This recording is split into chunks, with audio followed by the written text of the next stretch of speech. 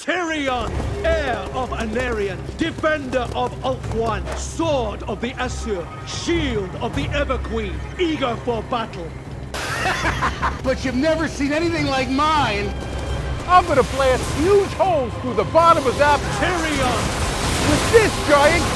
Now that's a lot of damage. Holy! Look at all this damage. When I made my video about Ushabti Greybows, I said they were the only ranged monstrous infantry in the game, and that's not technically true. You do have Rotting Promethean gunnery mobs who do have a ranged attack, although I wouldn't consider them ranged monstrous infantry. And then there's these Sepulchral Stalkers here who do have a very powerful ranged attack. You could even consider it their primary mode of combat, but at the same time they're also anti-large AP with kind of weirdly bad stats. We'll get into them more in just a minute here. We've got Red Wedding Planner, patron of mine, up against Rider Rohan, another patron of mine. This was actually from one of the recent King of the Hills. I loved the replays so much I wanted to make sure it got seen by more of you, because I know not all of you guys watch the live replays. You know, the replays of the live streams and so on. So anyway, Tomb Kings here, led by Ark in the Black. We've got a couple of Necropolis Knights, front line of Skeleton Chaff, some Carrion here, 2 Meme Catapults, 2 Tomb Guard with Halberds, and the Regiment of Renown, Eyes of the Desert, Sepulchral Stalkers.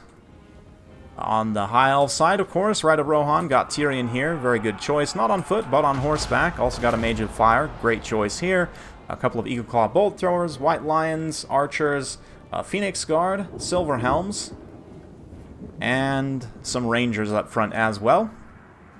So let's get back to Sepulchral Stalkers. They're kind of an interesting one. I'd have to remember, I think the Regiment of Renown gets stock as its like kind of Regiment of Renown trait. I'd have to look at what else is the difference between this and the base unit. But in general, you know, you've got the anti-large AP, charge defense against large. They don't have that great of stats, with actually a little bit of a defensive focus at 38 melee defense, 29 melee attack for the Regiment of Renown. Again, 18 bonus versus large, only 52 armor piercing, 75 weapon damage overall is not great. As we see in the front line here, a really nice Burning Head, at least what is really nice initially, then turns traitor and runs into these Rangers after absolutely demolishing a unit of skeletons. Doesn't do too much damage to them, but that's okay. Necropolis Knights starting to move into the front line engagement now. Right now, the Eyes of the Desert just sitting back, protecting these artillery pieces along with the Tomb Guard with Halberds, and a little bit of a tactical reserve as this front line engagement plays out. The Carrion were able to come down, sweep up some of the ranged units, kind of do some distraction here, but Rider Rohan on point with his Silver Helms to respond very quickly, disintegrates both of them. The artillery trade is going in the High Elves' favor. The Screaming Skulls are trying to shoot the crews of the Claw Bolt Throwers. The disruption also from the Carrion does help somewhat, but over time the Bolt Throwers will be winning out against the Screaming Skulls, so the protection units are eventually going to move up, realizing that, you know, they can't protect from these ranged attacks, so I'll just get up and in there. In the meanwhile, these Necropolis Knights are having a field day in this front line. Once Tyrion gets involved, though, he'll be able to chunk them down pretty well. He's got the protection of some Silver Helms here, who are going to be just taking it on the chin, absolutely, for Tyrion there while he gets some hits in, but you can see already he's torn down a few models there, getting some good damage in on those big Sneck Knights. You have the Ushabti summon as well, also big pitched engagement over on this side. In the meanwhile, we've got the Sepulchral Stalkers starting to line up for potential shots on characters, and this is one thing. Their missile damage, if we have a look here, 104 armor-piercing missile damage per shot, right? There's 12 unit models, so that's potentially 1,200 plus armor-piercing missile damage in each volley. You think about an HP character like this mage who only has 2,800 HP. That's, in theory, like 3 full volleys if all of them make contact, which, you know, not all of them are going to make contact on every volley, but even if, like, you know, 80% of them make contact on every volley, that's still going to be potentially, what, 3 volleys max? I don't know. I'm not a best mathematician, but yeah, just the threat of it is very real, and right now Red Wedding Planner is not being able to utilize that too much, but also keeping the ammo in his back pocket. They are somewhat limited on their ammunition, so you do have to be very careful of leaving them on fire at will, making sure you get good targeting priority, and because of the kind of direct line of fire, super fast missile speed nature of their attack, you do have to have a basically completely open firing lane to be able to use it. So we'll watch for that. Nice Sun Fang here from Tyrion going after those Tomb Guard with halberds as he kind of gets caught up in a little bit of a bad engagement. The Phoenix Guard also come forward now, realizing they don't need to continue to protect these Eagle Claw bolt throwers. They are potentially going to generate some really nice value against these Necropolis Knights in the late game, as well as against the Eyes of the Desert here. Eyes of the Desert still trying to get in a good position.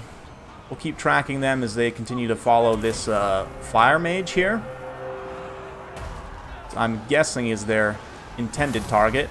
Using it on the Phoenix Guard honestly would be pretty good as well. And there you can see just a couple of shots land, a couple more shots land, and the burst damage is just so intense. The Curse also pops off from Arcan, so that is going to do a little bit of additional damage, but that Fire Mage just gets busted down so fast. Characters on foot or horseback don't have enough HP. The Eyes of the Desert and other Sepulchral Stalkers will just burst them down super, super quick. So you have to be careful playing against Tomb Kings. You don't get caught out by that. The ranged attack's fairly short, only 80 range, but still devastating up close. And the fact that they're anti-large AP means you can't necessarily just charge them with like low-tier cavalry, especially higher-tier monsters that are meant to fight other monsters especially will beat them.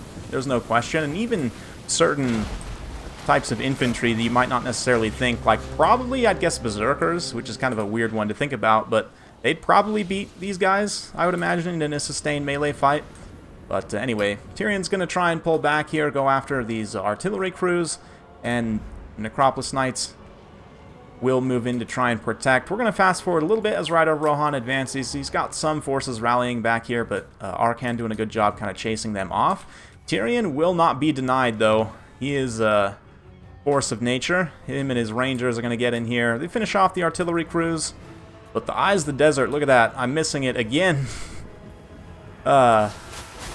Oh man, Tyrion just getting exploded there. You can see a few of the Phoenix Guard models get caught up in that, but even still, just the shots landing on Tyrion are enough to burst him from, what was he before, about half HP maybe?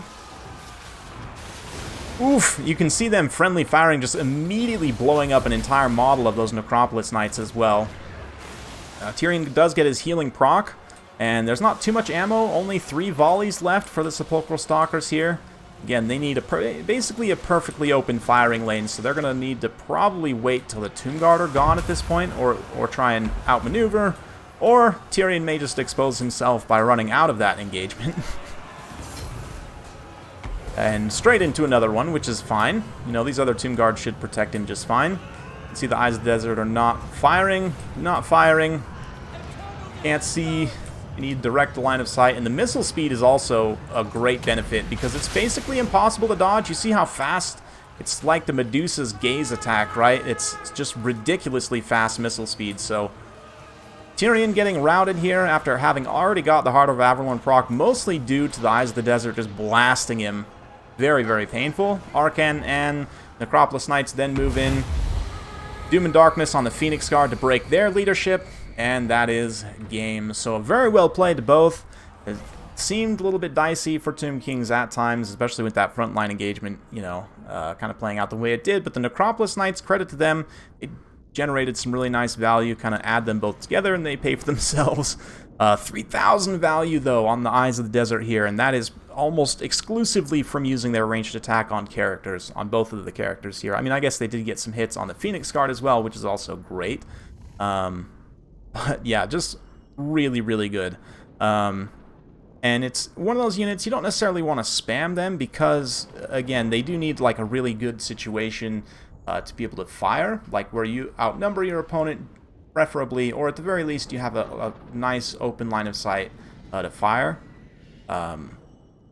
Yeah, I wouldn't say you want to bring like even probably more than 2, maybe 3 max in the specific build, but their sort of pseudo-defensive nature as well means that you can use them like he did here to try and protect artillery pieces for a time, but in general, the character sniping ability, and given the sort of the meta revolving around cheap, small single entities right now, the Eyes of the Desert being able to just super quickly burst those characters and single entities down definitely gives them a strong place in the meta right now, and I would say that the Sepulchral Stalkers you probably will see more of going forward, considering people are trying to kind of figure out where the Tomb Kings fit in right now.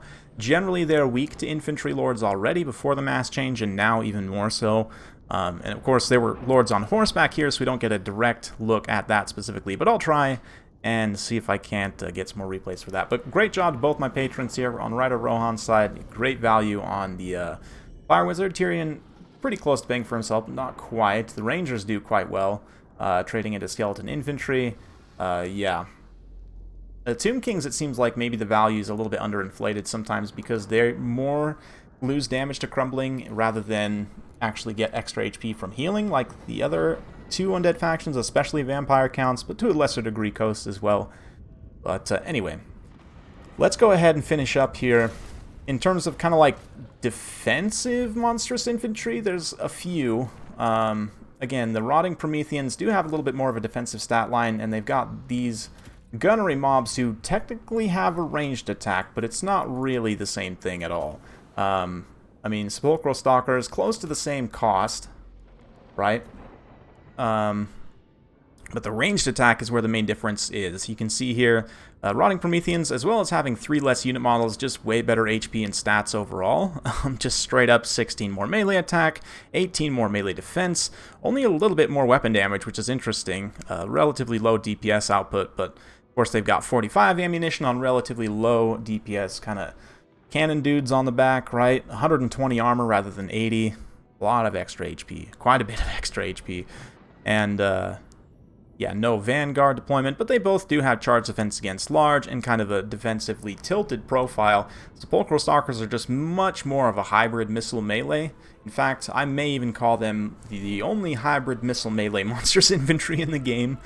Truly, I mean, again, Rotting Prometheans, it's more like just Rotting Prometheans with a ranged attack, right? And you literally have a unit of Rotting Prometheans here. Right, and that is, it's literally just a Rotting Promethean with the ranged attack, right? A little bit of HP from the zombies. But right now, I can't really think of any other, any other comparisons, really. I mean, there's no other ranged monstrous infantry in the game that I can think of, right? At least for the time being. I don't think there's like Minotaurs with bows or anything coming, but I'm sure once we get Ogre Kingdoms, like, way down the line, they will obviously have ranged monstrous infantry, but for the time being, limited to just these guys. So while the Ushabti are definitely almost like more of an artillery, long range, kind of DPS over time, Sepulchral Stalkers are short range burst with a little bit more defensive capabilities as well. So hopefully you guys learned something, hopefully you enjoyed this, like this sort of content. Be sure to like, subscribe, hit that bell notification button.